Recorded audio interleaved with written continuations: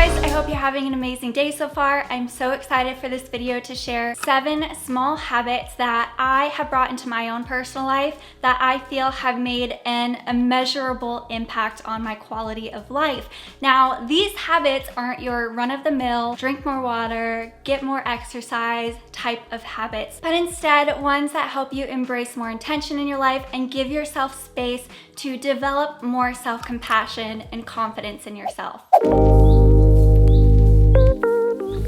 The first life-changing habit being pay more attention to your patterns. Paying attention to your patterns, what repetitive actions you take, what cycles you tend to go through, and the feelings that are attached to those different levels and phases that you go through. An example of what pattern you could be paying attention to is your creative process. How does inspiration hit you? What are you doing? How are you feeling? What are you going through in that moment? Or when you feel like you've hit a creative wall, what kind of led up to that moment? Was it because you were over consuming and you were starting to compare yourself, and that's what caused you to maybe hit this wall and feel fried and frustrated? It's about finding your triggers and being more mindful of the actions you're taking and the results of those actions. And this gives you a level of self-awareness that you just can't beat. And what I've personally been doing to keep track of my own patterns is using a Google Doc. It's so simple and there's nothing crazy about it. This truly has been a life-changing habit for me to just understand how I can lean into more joy in my life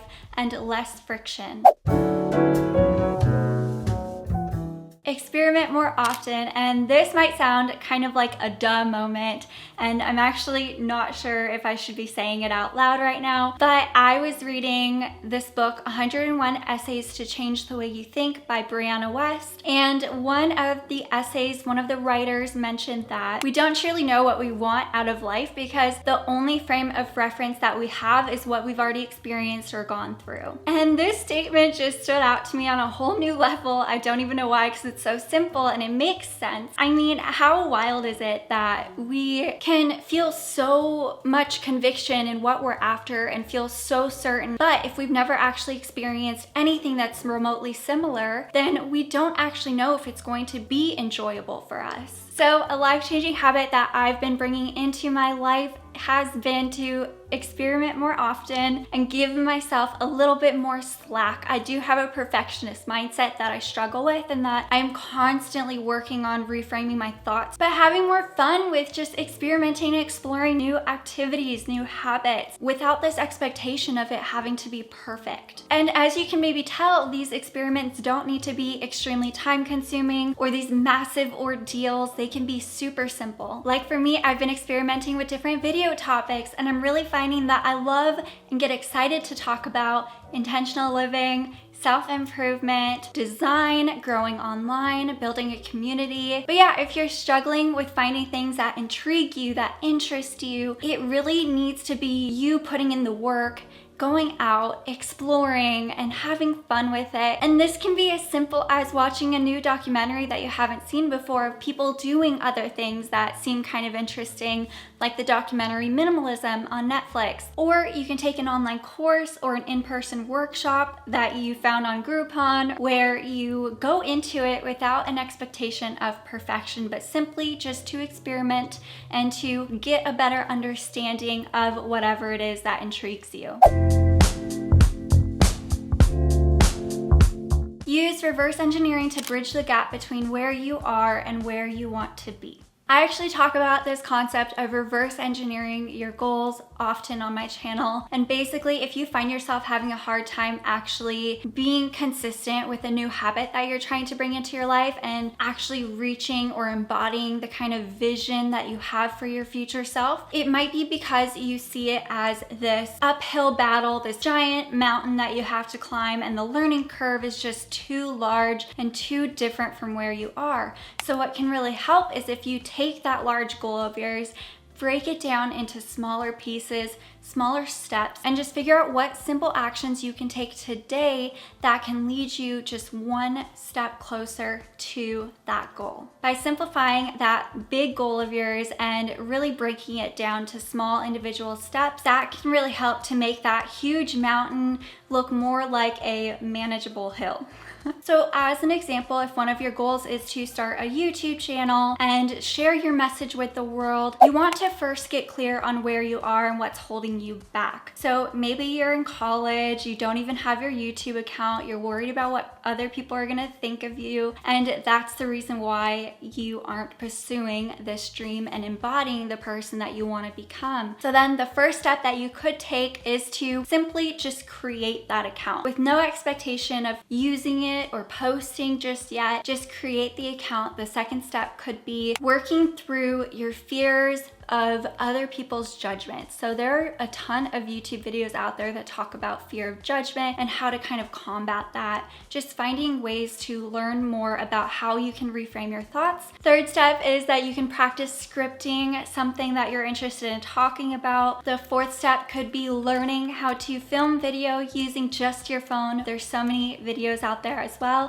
and I definitely recommend checking out Think Media if this is a very relevant kind of scenario for you. And then the steps keep going that way. So you see how simple each step is, but it's still leading you to this goal of yours for creating a YouTube channel, being consistent, and sharing your message with the world. It can be really exciting to set these ambitious goals and have these dreams, but if you never take the action to actually go after them, they will always just be dreams or even possibly regrets one day. Create space every single day for remembering your ideas, even if they seem super random. Inspiration and creativity can spark in the most ridiculous ways. I know for me personally, I get bursts of inspiration or ideas that come from me just doing the dishes, going on a walk, taking a shower, doing the laundry. Like, it could be in the most random spaces, but it's mostly when I'm in this place of not even thinking about what I'm doing, where I'm in this kind of flow state of mind, which is a pattern that I've noticed about myself. But it can be so random, and some of them are just terrible that I will not write down because they just don't make any sense. But then there are some that come through that are actually great ideas, at least in my opinion, and I don't want to forget or lose them. So I decided to create space for these random bursts of ideas and thoughts that come into my head every single day. Basically what I did is I created a note section in my phone in the Notes app that is dedicated to these ideas, and this has been really helpful for me for when I'm trying to plan out my content a month in advance, when I'm just staring at a wall, not able to come up with anything, and I'm in this creative funk and nothing's flowing. But now it's been actually really nice to be able to have this list that I can pull from. But making it a habit to create space for remembering your ideas and your inspiration doesn't have to just be useful for those that have a YouTube channel. This can be helpful for any sort of creative pursuit that you might be on. It could be for writing a book. It could be for creating reels on Instagram. It could be finding journal prompts that you need for self-reflection or any thoughtful questions that come up for you. Or it can even help you remember killer dad jokes that you come up with. Learn from those that focus on quality of living instead of quantity of output. Oh my goodness, this has made the biggest impact on my energy levels and my approach to life. Of course, this may not always be practical when you're trying to learn a new skill or you're in college and you can't really choose your professors based on the values that they have. But when you are in control of what you consume and whose advice you're accepting into your life, it's being mindful of those authors or creators that focus and advocate more on pursuing a life filled with joy or genuine fulfillment versus those that are advocating for hustle culture and quantity of output and what success is defined as. This personally for me has helped me understand that where I'm at right now is enough, that I'm doing enough. And I found that the path of mindful growth is way sexier than the path of anxiety-filled hustle culture.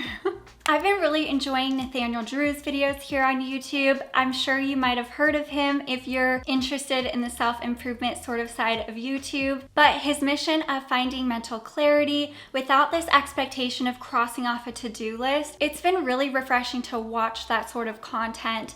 And I've actually noticed since watching it with an open mind, I've been able to unravel a lot of personal creative blocks that I've been dealing with, and personal growth blocks even, and I'm really grateful for that. They say that you take on the energy and you start to embody the people that you consume from. And I was actually just curious if you guys have noticed your mood changing based on the author of the book that you're reading, or the YouTuber that you're watching, the podcaster that you're listening to. Maybe it's just me, but I've noticed a huge difference. So just a little recap, make it a habit to start consuming from people whose energies bring up feelings of self-compassion and calmness, and then simply just start paying attention to if it's making a difference in the way you act, the way you think, and the way that you treat yourself.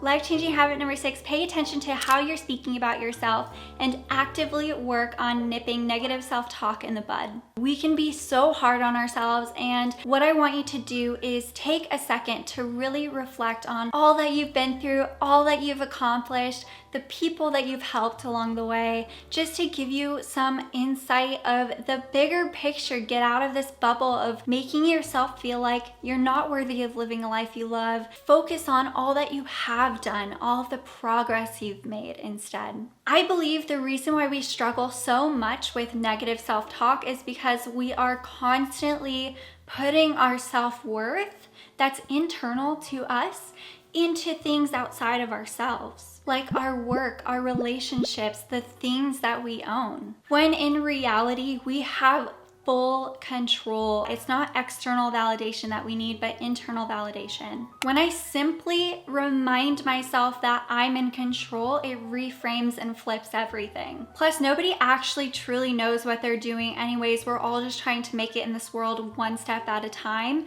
and everybody's going to have their own biases, their own opinions.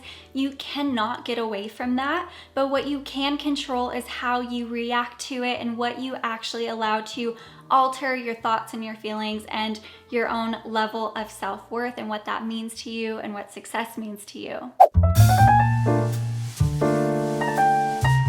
The 7th and last habit to change your life is to let your future self be your guide. There's so much power that comes from embodying the future version of yourself, your best version of yourself that you admire and want to be. When I start to feel discomfort or fear when going after something that intrigues me or that I'm curious about, I've been making it a habit to just simply focus on how my future self would handle this sort of situation and how amazing it'll feel when I look back in 5 years and see all of the progress I've made and really just embody the essence of my future self. This habit helps me to embrace the unknown, to conquer that discomfort, and realize that it's so little compared to the end goal, the end vision of the person that I'm trying to be. And it's been helping me to lean on faith just a little bit that everything's going to work out and be able to show up as the best version of myself that I admire and just do the darn thing.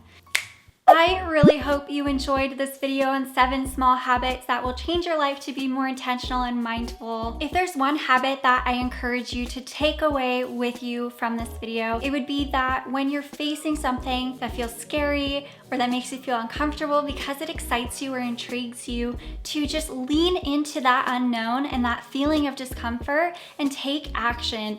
Create that YouTube channel, start writing that book, create that online business. Whatever it is that you're going after, choose to reframe your thoughts to see that feeling of discomfort as validation that you're going after something you're passionate about and that you're finally choosing to invest in yourself. The only way that we can experience the fruit of our labor and become who we want to be oh so badly is to go through those little uncomfortable moments, embrace change, normalize this feeling of discomfort, and just give the darn thing a shot. I cannot wait to see you guys in next week's video.